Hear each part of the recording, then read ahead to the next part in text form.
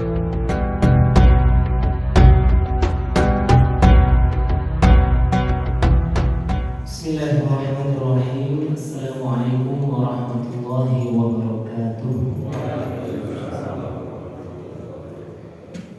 Innal hamdalillah nahmaduhu wa nasta'inuhu wa nastaghfiruh wa na'udzu billahi min shururi anfusina wa min sayyiati a'malina. Man yahdihillahu fala mudilla lahu wa man yudlil fala hadiya lahu. Asyhadu an la ilaha illallah wahdahu la syarika lahu wa asyhadu anna Muhammadan abduhu wa rasuluhu la nabiyya ba'dahu. Allahumma shalli wa sallim ala nabiyyina Muhammadin wa ala alihi wa sahbihi ajma'in. Qala Allah ta'ala fi kitabihil karim wa huwa asdaqul qa'ilin. A'udzu billahi as-sami'il 'alim minasy syaithanir rajim. Wa in ta'adzana rabbukum la in syakartum la azidannakum wa la in kafartum inna 'adzabi lasyadid. Al-ayat sadaqallahu al-azim. Alhamdulillah, puji syukur kita diaturkan kehadirat Allah Subhanahu wa taala atas berbagai karunia nikmat yang Allah berikan kepada kita. Salah satu nikmat yang saat ini, detik ini kita rasakan, kita terima, kita lakukan, yaitu adalah salat subuh secara berjamaah dan duduk di majelis ilmu, dengan harapan mudah-mudahan dalam pertemuan kita pagi hari ini akan curhat keberkahan, rahmat serta ridho dari Allah Subhanahu wa taala.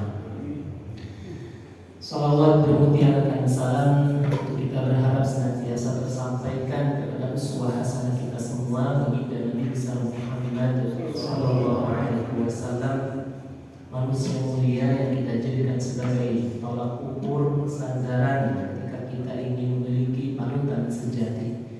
Kita berharap mudah-mudahan rasa cinta kita kepada beliau tidak hanya bertepuk sebelah tangan, tapi betul-betul cinta yang diterima, diakui hingga ajal menjemput kita semua, dan kita masuk kategori golongan umat beliau yang kelak di yaumul qiyamah nanti memperoleh syafaatnya. Amin ya rabbal alamin.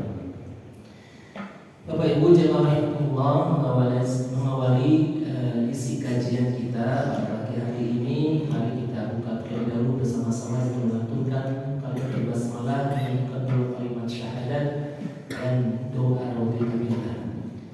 Bismillahirrahmanirrahim. Asyhadu an la ilaha illallah wa asyhadu anna Muhammadar Rasulullah.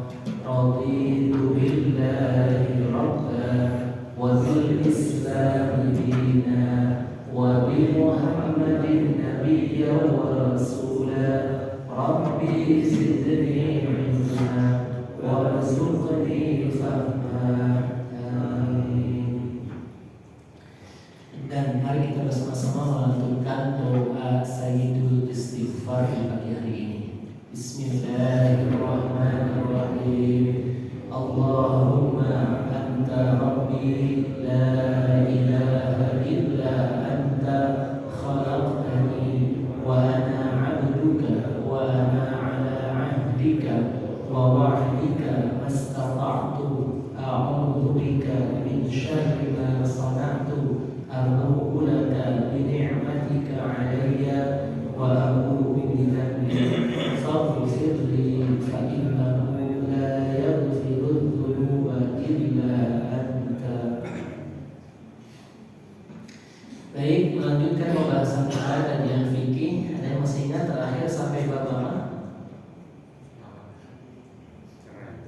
Oh, tentang talak dan cerai. Tentang perceraian, talak,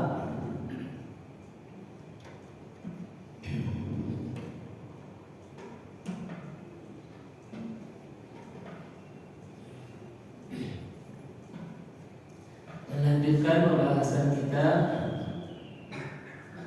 Haid sudah dibahas. Haid ibu-ibu belum dibahas kan? yang lainnya. Sudah kalau sepakat semua tidak harus karena nggak merasa ya. Masya Allah. Iya. Abu Tolak terakhir ya.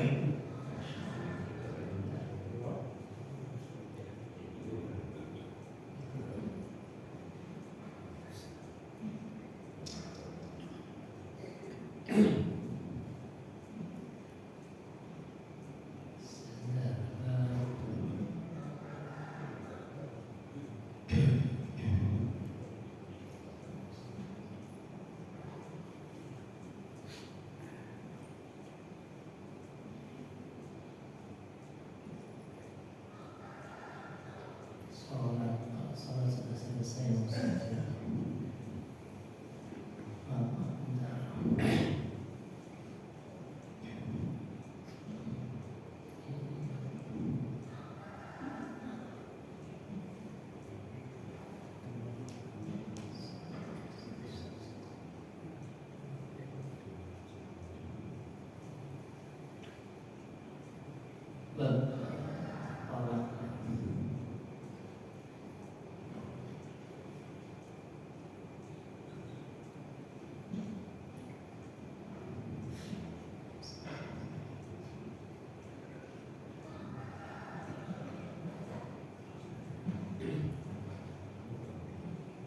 Zakat sudah selesai ya? Sudah. Puasa.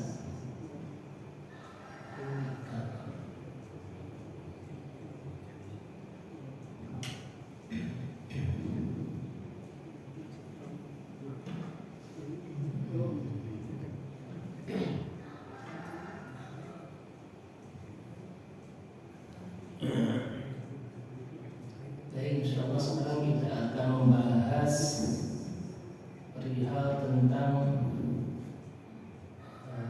ini tentang apa namanya muamalah, gitu ya, masuk dalam muamalah.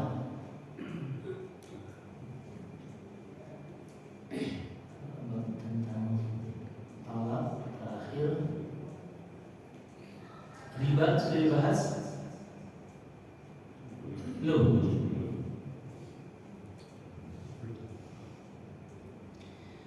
Baik, bismillahirrahmanirrahim.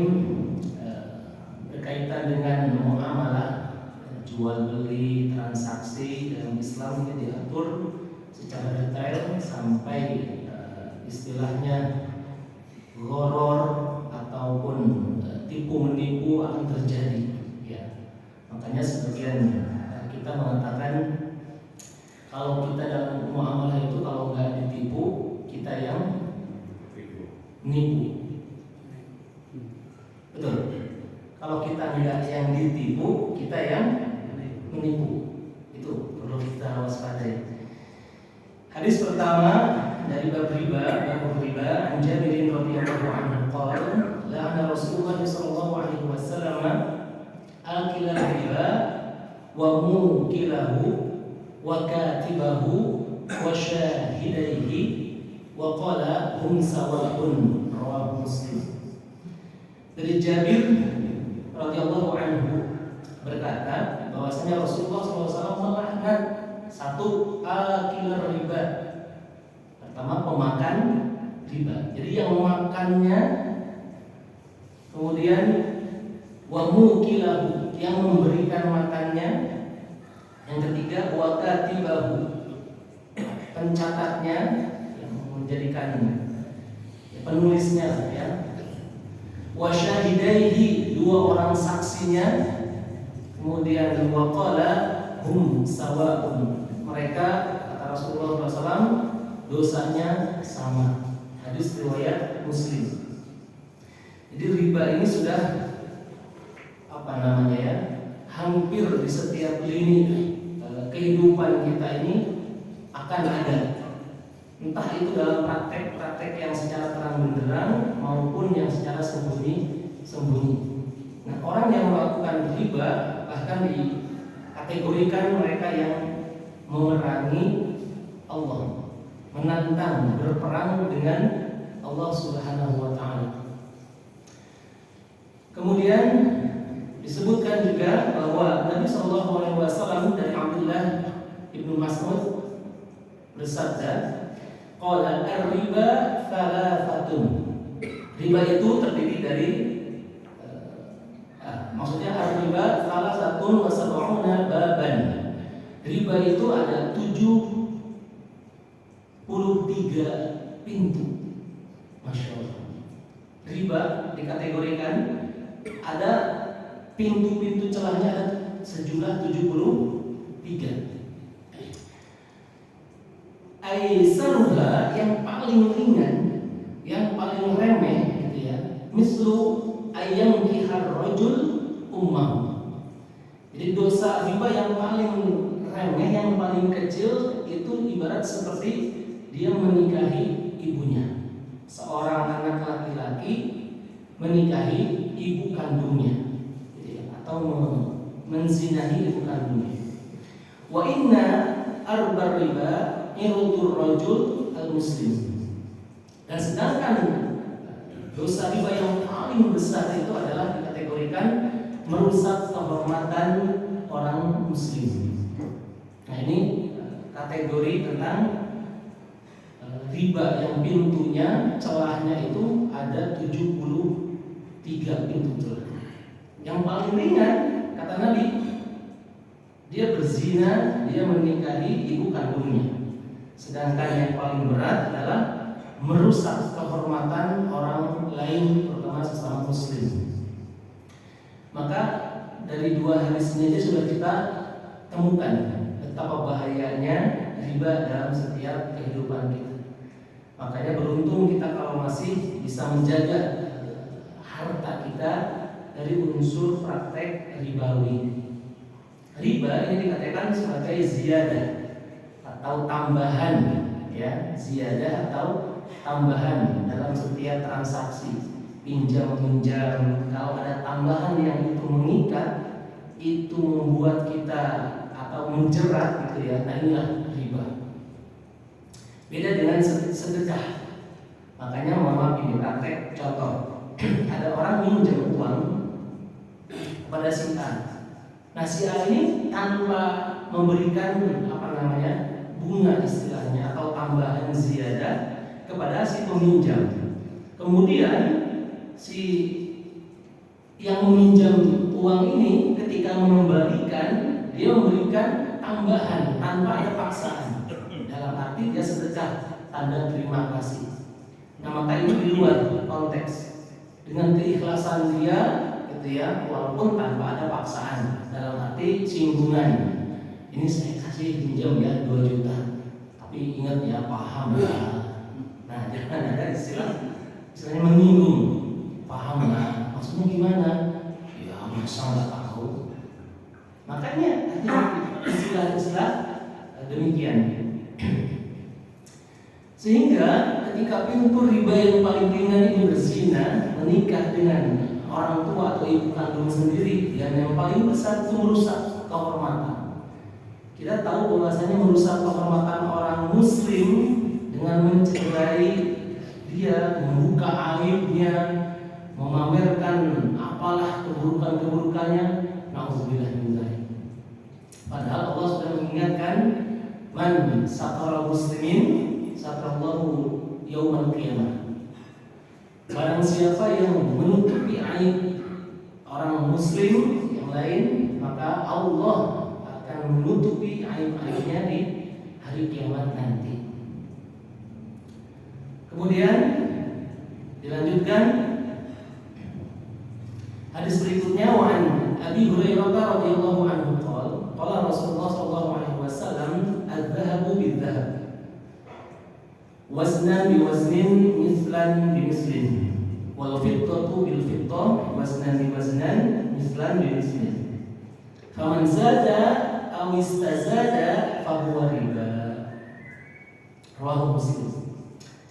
Nabi SAW bersabda dari Abu Hurairah radhiyallahu anhu, boleh menjual atau menukar yang namanya emas dengan emas. Jadi boleh menjual emas dengan emas, perak dengan perak, rupiah dengan rupiah, gitu ya. dengan timbangan yang sama dan sebanding. Sama dan sebanding. Kalau rupiah dengan rupiah, gitu ya. Kemudian perak dengan perak, timbangannya sama, takarannya sama, sebanding nilainya. Namun apabila melebihkannya, nah ini dilebihkannya dalam penukaran biasanya terjadi ketika pas lagi menjelang hari raya Idul Fitri.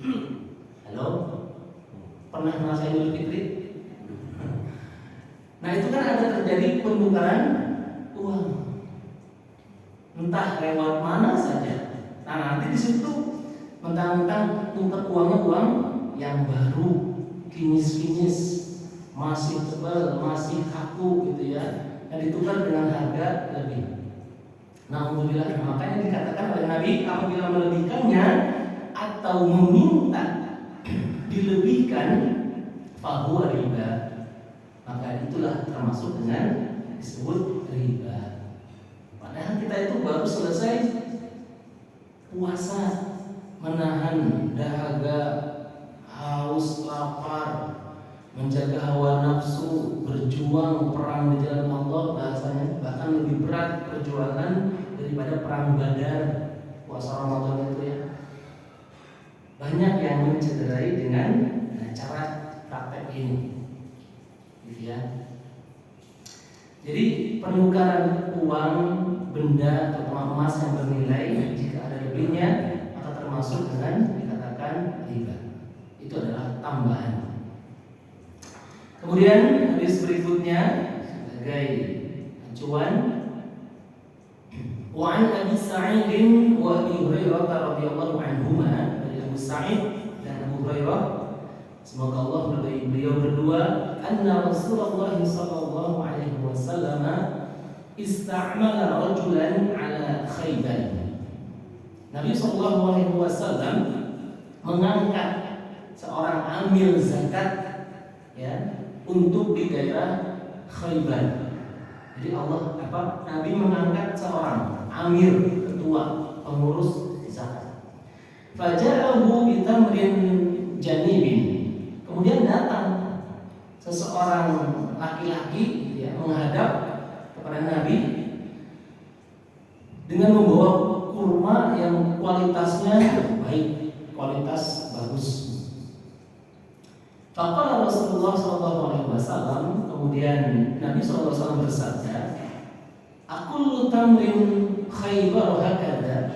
Apakah semua kurma yang ada di Khaybar seperti ini kualitasnya? Nah, gitu ya. Faqala la. Seseorang tersebut menjawab, "Tidak ya Nabi, enggak semuanya seperti ini kualitasnya."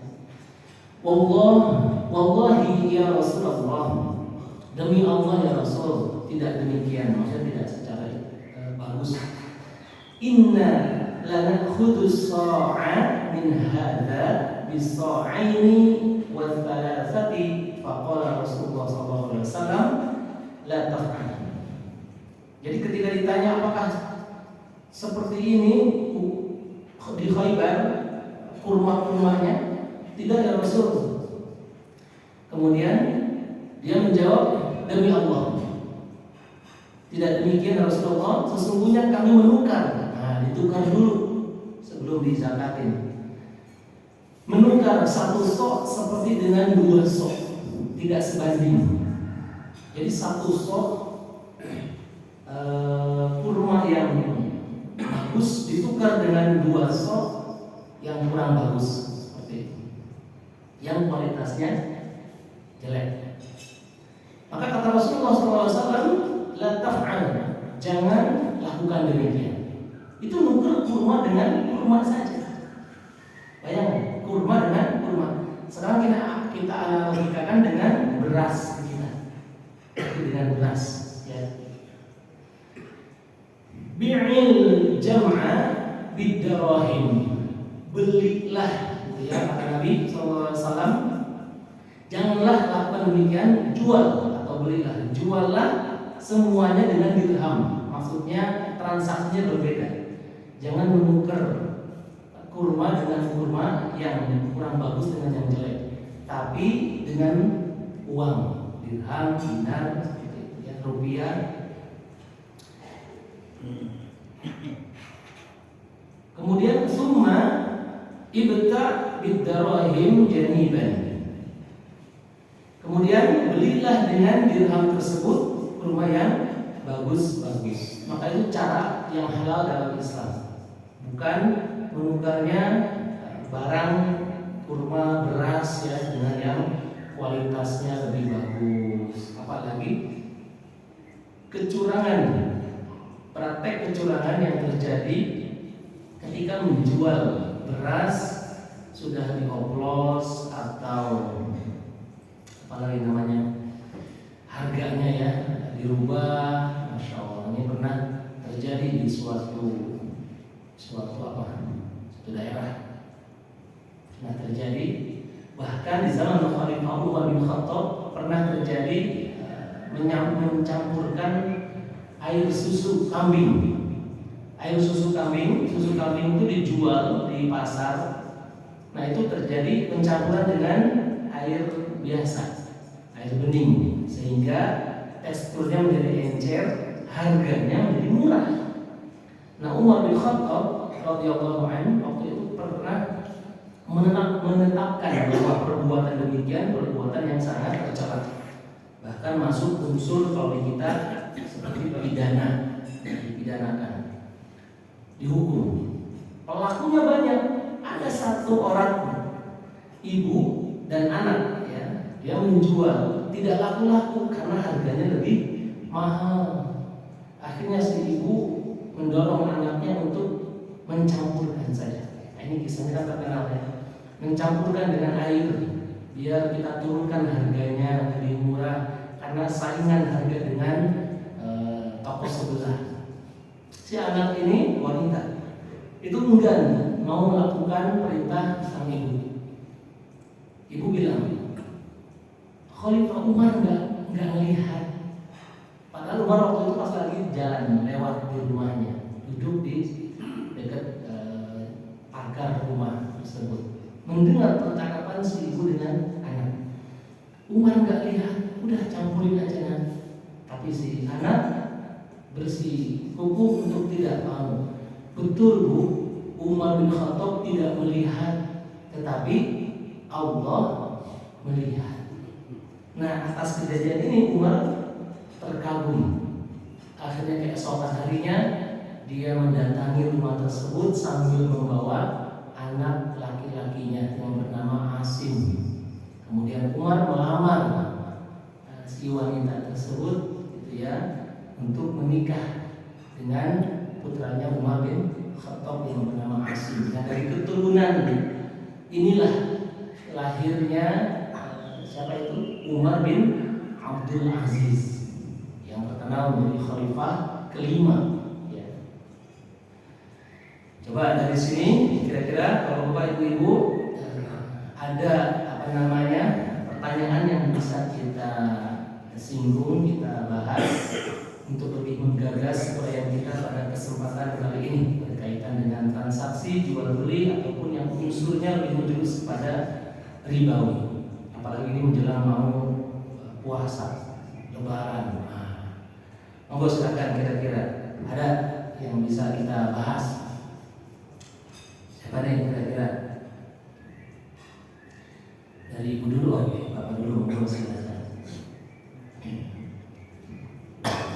Terima kasih. Yang ingin saya tanyakan tentang jual beli secara cicil dengan gadai, apakah itu termasuk riba atau tidak? Jual beli secara Cicil. oh cicil, kredit ya. Baik, masya Allah, bagusnya ya. Kredit kalau kita lihat fatwa MUI itu dibolehkan. Namun dengan catatan gitu ya. Satu, jika memang dilakukan itu dengan harga yang sama, itu lebih bagus, sah dengan kesepakatan. Yang kedua, di kredit harganya berbeda. Harga kredit, harga cash ya, harga cash itu misalkan sekian, nah harga kredit itu ada. Makanya kan itu dibolehkan dan itu prakteknya terjadi sekarang. Apa yang membolehkannya, satu, pembeli itu mendapatkan keringanan beban. Dua-duanya mendapatkan manfaat. Ada keringanan beban, kemudian juga dapat tenggang waktu. Nah, tenggang waktu, durasi waktu yang harusnya hari ini harganya sekian, tapi kalau misalkan sampai 2 tahun, 3 tahun, 5 tahun harganya sekian, maka jatuhnya. Nah, disitulah kesepakatan, ada transaksi. Maka dibolehkan oleh sebagian pendapat, terutama MUI juga membolehkan. Namun sebagian ulama pun menegaskan itu ziyadah. Maka jauhkan kalau bisa, Makanya kan dikategorikan salah satu poinnya juga adalah unsurnya urgensi atau hal-hal yang sifatnya primer, bukan sekunder, kebutuhan. Misalkan kebutuhan mendesak, maka unsur kredit dibolehkan untuk hal yang primer kayak gitu. Jadi ada syarat-syaratnya, enggak serta-merta sudah punya satu motor nyicil lagi motor lain, sudah punya satu rumah nyicil lagi satu rumah. Nah, ini digugurkan. Jadi ada dua pendapat ulama. Makanya dibolehkan kalau lebih bisa lagi tanpa ada ziyadah. Jadi harganya sama. Ini biasanya praktek ini dilakukan oleh pedagang yang kecil-kecil itu loh, apa itu namanya, perabotan rumah.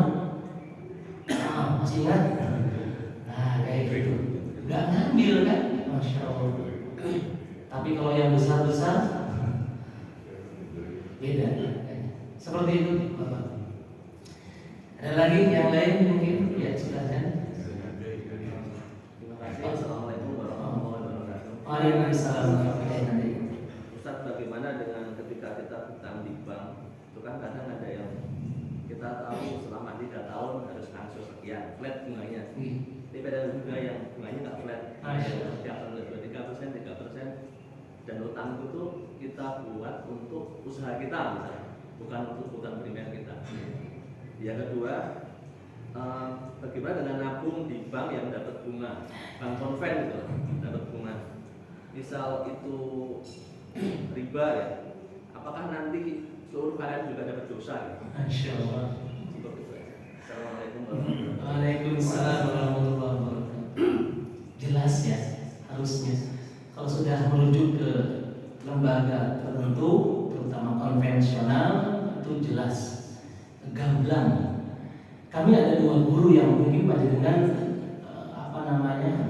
kenal ya, di Jogja ini pakar tentang muamalah, tentang hukum-hukum ya ini terkait dengan muamalah ini. Ada pernah dengar Profesor Muhammad, Ketua Dewan Masjid Indonesia di Jogja ini ya. Terus satu lagi itu siapa? Dr. Dwi Chandra. Ada kan? Nah, kami konsultasi, Masya Allah, ngobrol. Itu ada perbedaan pandangan ya Pak. Ada yang lebih soft gitu ya, ada yang tegas secara terang-terang. Jadi begini, kalau sudah merujuk kepada bank, yang namanya bank itu sudah jelas ada bunganya, makanya kenapa masih bisa ada? Karena dibolehkan, karena masih ada unsur membantu, tolong menolong, ta'awun, walaupun sistemnya yang berbeda, entah disebut sistemnya lebih syariah ada namanya atau apa gitu ya. Tapi yang namanya ziyadah itu tetap. Jadi gini, tadi disebutkan pelakunya, pemakannya, penulisnya, kemudian segala sesuatu yang akan terlibat. Makanya akan ada 2 pendapat. Bagi yang masuk ke level keras gitu ya, tegas, jauhkan. Makanya banyak yang dicerahkan, langsung dia berubah haluan menjadi pedagang atau apa, karena sudah menemukan titik di mana dia yakin wah ini enggak baik. Karena riba itu menggerogoti bukan hanya saat ini, tapi sampai ke depan. Anak yang dididik, dia disekolahkan dari harta riba, lihatlah nanti hasilnya. Seperti itu. atau keluarga yang dibangun, rumah yang dibangun dari harta riba, lihatlah jadi rebutan nantinya, pertikaian anak-anaknya dan sebagainya. Jadi bukan soal hari itu juga ujiannya dari Allah. Nah, di sini dikatakan tetap masuk kategori jelas riba. Maka kita solusinya adalah karena nggak akan terlibat secara ini, riba itu yang paling berat itu adalah yang makan. Yang paling berat itu yang makan. Walaupun tadi dosanya sama, tapi yang paling ditantang menjadi penantang Allah itu adalah yang memakannya. Karena kita nggak akan lepas dari yang namanya riba.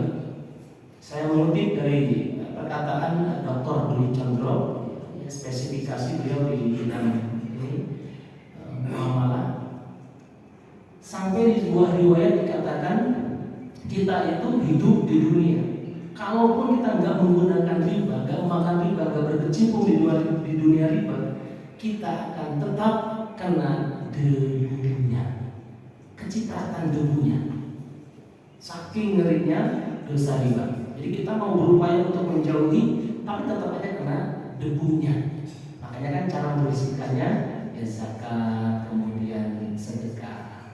Jadi secara perhitungan sudah terafiliasi dengan lembaga, satu lembaga gitu ya, maka sudah dapat, sudah kena. Ya termasuk semuanya, gitu ya. Bahkan bukan hanya di lembaga kredibel seperti bank gitu ya. Di kampung-kampung tuh ada istilah apa namanya?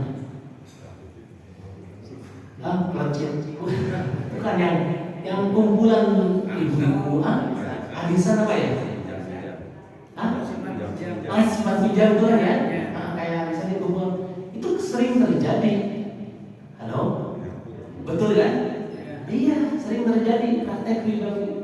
Jadi ada tetangga meminjam, nanti bunganya sekian. Itu sudah diamalkan untuk prakteknya ribanya. Padahal tadi konsepnya sedekah, jangan membebani. Jadi sudah ada ribuan kesepakatan ya, ada dalam ADRT atau MOU gitu ya, secara tertulis atau diumumkan semua pihak bagi yang simpan pinjam. Nanti yang meminjam tidak dikenakan bunga 1% pun, tapi dianjurkan memberikan apa? Sedekah. Nah, gitu caranya. Halo. Nah, jadi kita nggak usah jauh-jauh ke yang atas-atas, yang bawah-bawah saja, gitu ya. Jelas itu prakteknya masuk kategori riba. Ya, mau nggak mau, maka salah satu solusinya kita tetap ikut berkecimpung, tapi kita nggak ngambil bunganya. Nah ini ada informasi bagus sekali dari rekan, masya Allah, salah satu jamaah, dan dia sempat ataupun tahu gitu ya tinggal di Amerika. Ini mama yang pernah di Amerika juga share, mungkin ada jamaah kami share, Ustaz luar biasa. Di sana itu justru malah siasat untuk simpan meminjam ataupun dengan bank gitu ya, tidak kena riba. Caranya setiap peminjam itu harus punya konsultan. Maka bank itu atau uang bunga ini untuk membayar si konsultan. Kaget saya. Di sana praktiknya seperti itu. Orang kalau misalkan mau datang ke lembaga tertentu, ke bank dan sebagainya, itu wajib ada konsultan. Maka dia itu meminjam atau apapun dapatnya murni, utuh. Sehingga untuk si konsultan ini membayarnya dengan bunga itu. Kaget. Masya Allah. Jadi bersih, dia tidak menerima ziyadah apapun kecuali dengan yang dia butuhkan dan dia terima, seperti itu. Begitu, itu jelas sudah kesepakatan mayoritas jumhur gitu ya. Cuman ya lagi-lagi masih ada lembaga tertentu dibolehkan oleh MUI karena ada unsur maslahat namanya, gitu ya. Tadi mohon kelewat berkaitan dengan gadai pun boleh, sah gadai, gitu ya. Hanya saja harus file. Jadi ukuran contoh gadai barang elektronik, nah kondisinya sudah berapa persen, sekian, kemudian diajukan harga sekian, bagaimana? Nah ini harus jelas. Makanya kan sekarang sudah ada gadai yang di syariah, itu dibolehkan, sah, diatur secara Islam, tidak riba. Hanya dalam kesepakatan ini nanti ada kan boleh ditebus dan sebagainya. Yang penting tidak mengikat. Yang mengikat itu nanti dalam tempo sekian. Nah inilah yang membuat riba terjadi karena merugikan salah satu pihak seperti itu. Boleh. Ada lagi mungkin? Boleh. Tadi kita sampaikan tingkatan yang bawah, misalnya meminjam dari kelompok RT atau RW.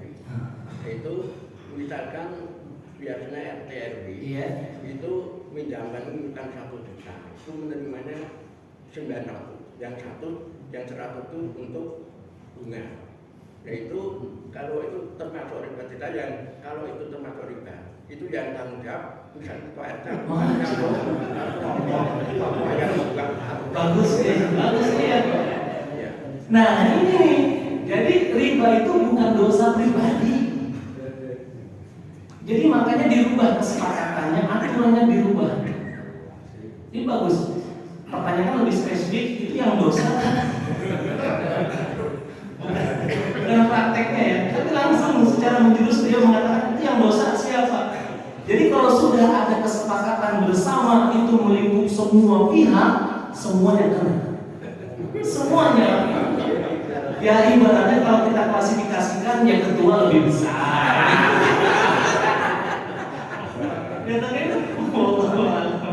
Jadi naudzubillah, ini serius. Kita nggak sadar bahwa kita itu dibuat senang, hanyut dalam kondisi tersebut oleh permainan syaitan. Padahal ya luar biasa ngerinya. Makanya orang-orang yang berkah itu berbeda, gaya hidupnya berbeda, dia qanaah, dia apa adanya, dia itu tenang. Karena tadi udah jelas juga ya, dia minjemnya berapa? 1 juta, nerimanya 900 dengan dalih untuk operasional untuk apa. Makanya tadi sistemnya pinjam 1 juta, 1 juta, tapi kesepakatannya dianjurkan. Nah, dianjurkan ada infak. Kalau infak itu tidak menekan, saya sanggupnya sekian gitu ya. Itu berbedanya di situ. Maka kalau sudah dikatakan itu dosanya siapa? Semua dapat, bukan hanya ketua, enggak, semuanya dapat. Sampai tadi kan disebutkan akilahu, yang makan dapat, ya katibahu, penulisnya dapat, wa ma'kulu, yang memberi makannya. Karena semuanya dosanya berjamaah. Yang enggak ikut-ikutan kena debunya. Debunya apa? Disinisin. Sok suci. Kan gitu kan ya? Kena debunya. Kita nggak sadar. Gitu. Dosa berjamaah. Ya walaupun ini dosa riba itu ngeri, dosa riba itu sangat luar biasa, tapi kita masih beruntung karena diklasifikasikan di Al-Quran dosa, seluruh dosa Allah ampuni kecuali 4 sulit Allah ampuni. Nah ini hiburan ya bagaimana kita berkecimpung di dunia riba. Jadi ada 4 dosa yang sulit Allah ampuni. Riba tidak termasuk, walaupun riba sudah ngerinya luar biasa, tapi tidak termasuk. Dosa yang sulit Allah ampuni sudah tahu. 1, syirik. Hati-hati dengan syirik. Surat An-Nisa ayat 48 ayat 116. Ya. Innallaha la yaghfiru an yushraka bihi wa yaghfiru ma duna dzalika liman yasha. Wa may yusyrik billahi faqad iftara itsman 'azima. Ayat 48 An-Nisa. Sesungguhnya Allah tidak akan mengampuni dosa syirik, dan Allah hanya mengampuni dosa selain itu bagi yang Allah kehendaki. Wa may yusyrik billah, barang siapa yang menyekutukan Allah, faqad iftara isman 'azima, maka sungguh dia telah melakukan dosa yang sangat besar. Di ayat 119-nya hanya beda endingnya saja. Wa man yusyrik billah faqad dhalla dhalalan ba'ida. Bunyinya seperti itu. Barang siapa menyekutukan Allah maka dia telah tersesat yang sangat jauh. Yang kedua, dosa yang sulit Allah ampuni adalah membunuh. Dosa membunuh, Allah sulit memberikan ampunan karena Allah baru akan memberikan ampunan kalau dia sudah dapat maaf dari orang yang dibunuh. Tapi udah mati kok, kan gitu. Ayatnya di surat An-Nisa ayat 93. Wa may yaqtul mu'minan muta'ammidan fajazaohu jahannam khalidan fiha wa ghadiba Allah wa la'anahu wa ghadiba Allahu alaihi wa la'anahu wa a'adda lahu 'adzaban 'azima. Barang siapa yang membunuh seorang mukmin dengan sengaja tanpa alasan yang syar'i, maka ada boleh pembunuhan dalam Islam dibolehkan. Membunuh ketika perang di jalan Allah, membunuh seseorang karena ditugaskan menjadi eksekutor hukum kisos, pancung gitu ya, atau membunuh karena dia membela harta, rumah disatroni maling, kita membela harta kita tanpa sengaja kita membunuh maling. Secara Islam tidak dosa, tapi secara hukum negara kita dipenjara. Ini beda soalnya. Yang ketiga, dosa yang sulit Allah ampuni nomor 3 yaitu durhaka kepada kedua orang tua. Hari ini berat. Durhaka kepada orang tua itu bedanya antara anak laki-laki dengan perempuan. Kalau anak laki-laki, walaupun dia sudah punya istri, anak, bakti cintanya kepada orang tua, terutama ibu, masih ada, masih harus ada. Jadi dia udah punya istri, masih mikirin ibunya, masih memperhatikan ibunya, memuliakan ibunya. Tapi kalau anak perempuan, ketika dia belum menikah, maka bakti cinta, perhatian, taatnya kepada orang tuanya, terutama ayah. Tapi ketika ayahnya sudah menikahkannya dengan laki-laki yang diridhoinya, maka ketika itu berubah haluan bakti cinta perhatian seorang anak perempuan ini kepada siapa? Suami nomor 1. Kisahnya jelas, kisah Alqamah dengan seorang wanita yang ditinggal perang jihad di jalan Allah. Alqamah itu laki-laki soleh, ahli ibadah, ahli Quran, ahli sedekah. Ketika belum menikah dia memuliakan ibunya, tapi setelah menikah dia lebih mengistimewakan istrinya. Ibunya diabaikan sampai ibunya sakit hati. Akhirnya kisah ini terkenal. Kenapa diangkat? Alqamah dicabut keberkahan rumah tangganya oleh Allah. Ini hati-hati buat bapak-bapak yang lebih mengistimewakan istrinya, termasuk golongan susis. Suami takut. Si Alqamah ini sakit sakaratul maut. Ketika dibimbing kalimat tauhid oleh Bilal bin Rabah, nggak bisa mengatakan, hanya terbujur kaku seperti itu. Bilal langsung bergegas menemui Rasulullah. Rasulullah pun ketika datang langsung bertanya, ini orang tuanya masih ada tidak? Kata istrinya itu salihah. Ada ya Rasul. Di mana dia? Di kampung sebelah. Bilal panggil ibunya. Ibunya dipanggil, datang, ditanya, wahai ibu, bagaimana pendapatmu tentang anakmu ini? Itu pas lagi kaku-kaku, kurus. Ibunya mengatakan, dia anak yang soleh ya Rasul, ahli sholat, ahli ibadah, ahli sedekah. Nabi pun senang, alhamdulillah, masya Allah. Lalu bagaimana hubunganmu dengan dia?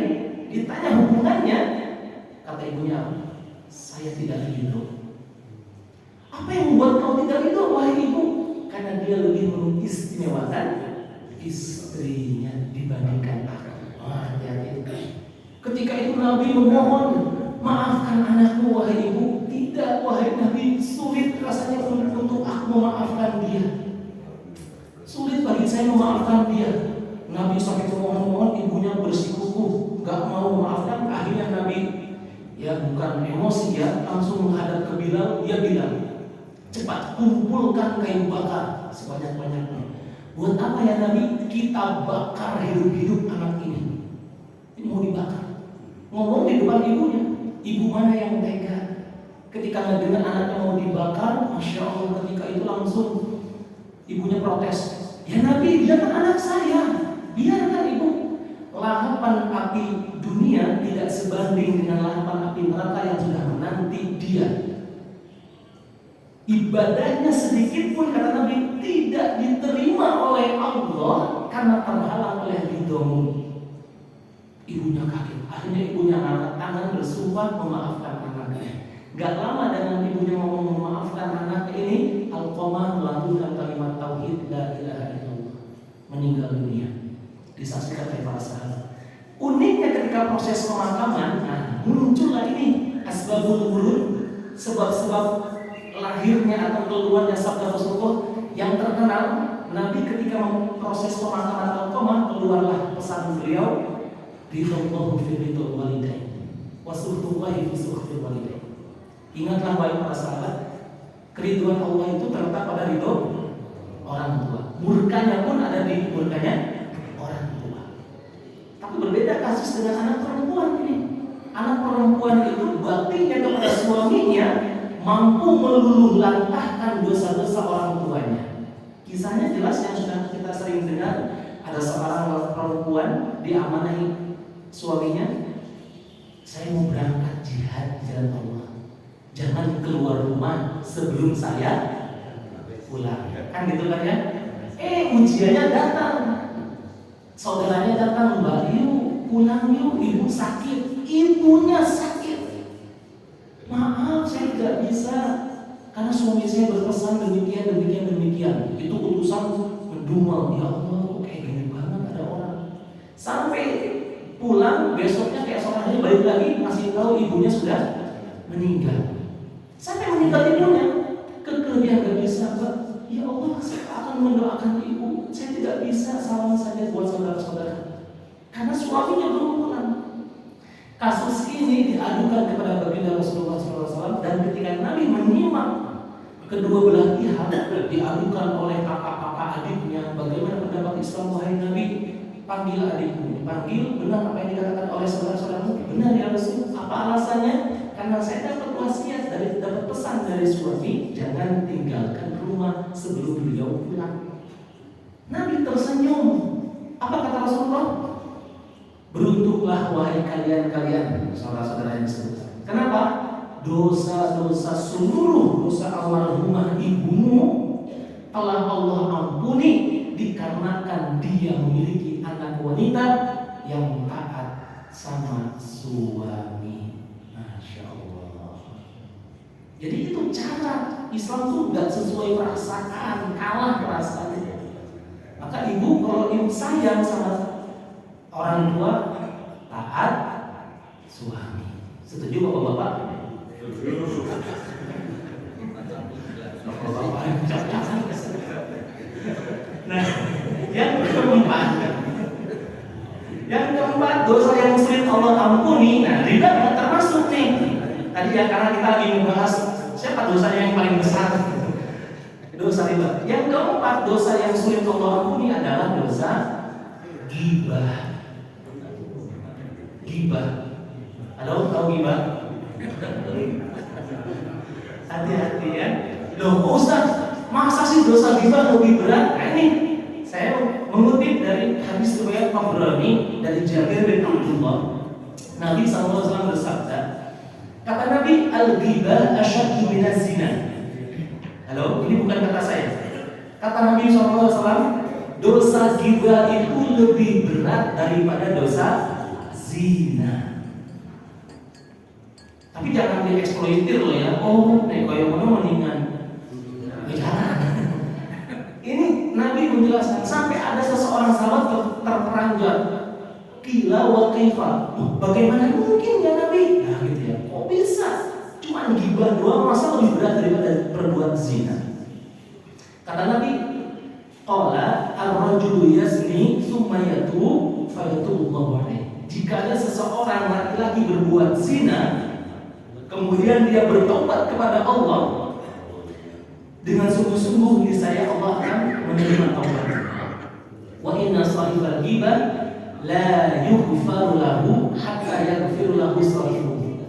Sedangkan orang yang berbuat ghibah, kata Nabi, Allah tidak akan memberikan ampunan baginya sampai dia mendapatkan maaf dari orang yang digibahi. Jadi riba nggak termasuk ya, walaupun berat dosa riba. Makanya bagi pelaku riba yang kena riba segera taubat, masih bisa Allah ampuni.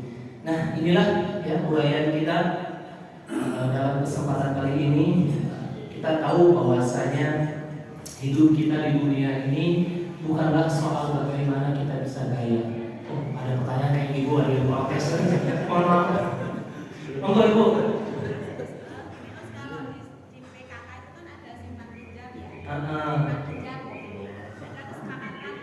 Iya.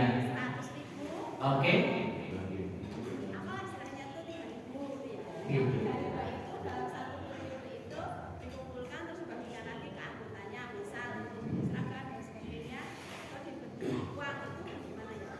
Sah, boleh kalau itu tadi akadnya adalah infak atau sedekah. Makanya dirubah. Jadi peraturannya dirubah, istilahnya dirubah dan tidak menekan. Kalau infak itu kan seikhlasnya, ya. Jadi ada peraturannya gini, untuk anggota simpan pinjam PKK mana gitu ya. Keduanya satu, berhak memperoleh peminjaman maksimal sekian, minimal sekian. Dua, pengembalian diusahakan setiap tanggal tertentu. Tiga, pengembalian dianjurkan, gitu ya. Di tahap terakhirnya ada infak untuk kemaslahatan bersama. Tidak menekan, jadi bunyi poinnya, gitu ya, diubah. Jadi bukan bunyinya wajib membayar sekian persen, kelipatannya berlaku, enggak kayak gitu. Itu ya. Nah, maka setelah terkumpul itu dibagi bersama-sama, halal sah. Seperti itu. Oke, ini Bapak Ibu sekalian, yang kita pada pagi hari ini, mudah-mudahan Allah berikan kita kekuatan untuk bisa mengamalkannya sekemampuan kita. Dan Allah berikan kita kekuatan untuk bisa menjauhkan dosa riba sekemampuan kita. Bagi yang masih berkecimpung, mari perlahan kita menjauh, menghindari, karena keberkahan dalam rezeki harta kita itu jauh lebih bernilai untuk kita pertanggungjawabkan kemudahannya di yaumul qiyamah nanti.